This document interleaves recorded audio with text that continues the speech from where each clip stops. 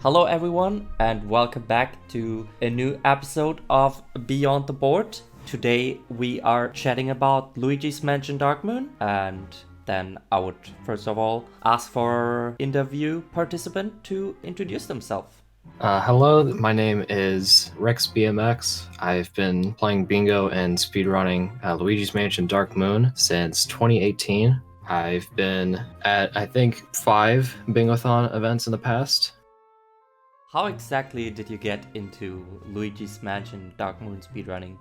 So I've been interested in speedrunning like a year before I started. It was kind of a funny story. I lost my 3DS for about a year and a half, and then we found it on top of the cupboard in the bathroom. And the copy of the game that was in the 3DS at the time was Luigi's Mansion Dark Moon, and I just really wanted to try that game again. So when we finally found it, I replayed it casually. I liked to go through everything again as I once did before, and I got pretty close to getting 100% in the game, but there's something that requires some help with other people, so I looked into the speedrunning Discord to try and see if any one of those guys could help me with completing the game and getting 100% in it. So initially, when I met everyone, I wasn't actually looking into speedrunning, I was just trying to beat the game. But then I saw them upload like videos of skips and world record times. I was like, this is interesting. I'll try this out. And yeah, it's been quite a journey for the past 3 years. I've loved it. I've loved the people that have been helping me with the game and the ones that I can help with them with the game, just the whole community. It's great. What's your favorite aspect of speedrunning Luigi's Mansion Dark Moon, and why is that so?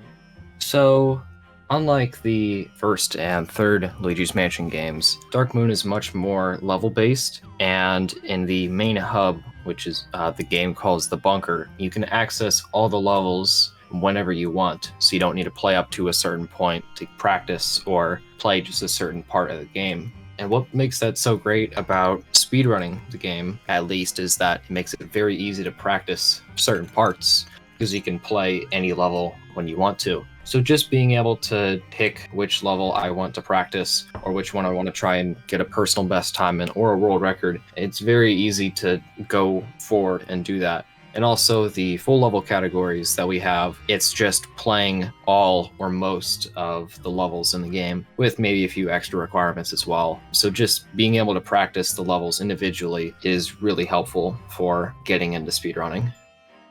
How exactly did you get into bingos? So when I first joined, there were only really 2 main people that played bingo at the time. Their names are Riedlsk and Banana. When I joined, they were very evenly matched in how they played the game, how they did speedruns of it, how they did bingo. And I would see them chat and put messages down in our Discord. And I was like, I want to try it. It seems like fun. So then we did a whole community bingo. I think it was those 2 and me and maybe a few others as well, just to introduce it.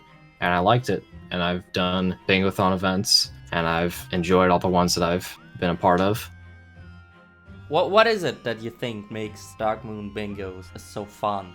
So I guess going back to the level aspect, the bingo spaces that we have and the things that you have to do in order to mark out the spaces are different requirements and different things that you need to get in the levels or beating certain levels. And a lot of the spaces you have to go in between levels. So rather than like just another game where you would always just start at the beginning and then it might be a little bit of branching paths for certain spaces, for Dark Moon, being able to access all the levels all at the start, it just lets you spread out and it makes for a bunch of different routes that different people can go on. Our races are a big example of this. Like when we race each other in bingo, you will never see or very rarely see 2 people with the exact same route, just because there's so many levels that you can go to, so many different spaces. Almost every single game we do is different, and that's what I like about it. Nothing's repetitive. What do you think is the most challenging or engaging, like route-wise or execution-wise in bingos? I'm gonna guess it comes a lot down to which level you're choosing. Right, yeah. I think a big example of this is when we play Lockout. But when we play Lockout, the board opens up immediately, and we are introduced to 25 spaces completely random what they are, and we just kind of have to fly through it and look, okay, I want to do this space, this space, this space, and I'm going to go to this level to do it. It's very fast-paced, especially in the beginning, and you may notice in the events that we've done in the past, there's a lot of really fast thinking and a lot of things that you need to switch around in your routes, especially when you're comparing against or going against other people. Like one person might block something off and then you have to take a different turn or try to get another space. So that's what I think is most engaging. It can bring a lot of hype when two people are getting really close and others are knocking each other in different directions. Let's go a bit deeper down into the board. Are there any goals that for you are very fun and engaging? Or perhaps even some favorite goals that you have? Or on the other hand, some goal that maybe needs some more rebalancing or that you particularly really do not like at all?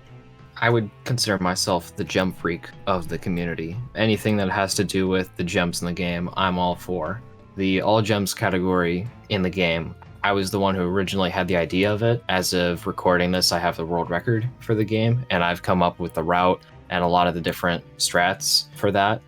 Interesting thing, a lot of the different routes I made for that category can be applied to bingo as well. So I'm very hooked on the gems in general. Other ones that might need rebalancing or maybe a little more difficult to achieve, some of the spaces require us to complete specific levels. There's 34 levels in the entire game, and sometimes a space will require us to complete 3 specific ones. So if we're going for that space, we also have to think it kind of restricts what other possible routes we could take for other things.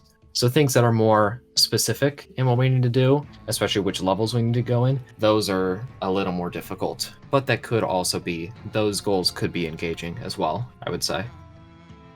In previous bingothons, we've seen both double and lockout being played for Dark Moon. So what is it that particular makes these modes better than others to play in this game? And do you have one that you particularly like over the other one? So double and lockout bingos, we also sometimes play triple bingos, which is 3 rows or columns. I think those are a lot better than just the standard single bingo, which is just 1 line of 5. Many times when we pick a bingo board, especially way back before we revised it, like 2 years ago, a lot of times there would be 1 row or 1 column or 1 diagonal that was much better than everything else. And we would all see that and then do the exact same thing. So then it wouldn't be as fun because we aren't as spread out and thinking about what other people might be doing and trying to guess what they're doing. We already know everyone's doing the exact same line. So I think having the more complicated types of bingos are better just for more variety. My personal favorite, I would say most other people in the community feel this way, if not all of them. Lockout is probably the most favorite, just because you're going against someone else, and when you take a space, no one else can have it. So it's no longer about trying to get a specific line or anything, it's just trying to get the most spaces. And many times with lockout bingo, you will grab a space right before someone else, so then they have to find some other space that they can get really quickly to catch up to you. I think the lockout bingos are definitely the most competitive, and personally, I really like that about those. When looking at the card, what kind of factors are there that make you think this is a row that I want to go for? Or what makes you say this is a row I am definitely not going for?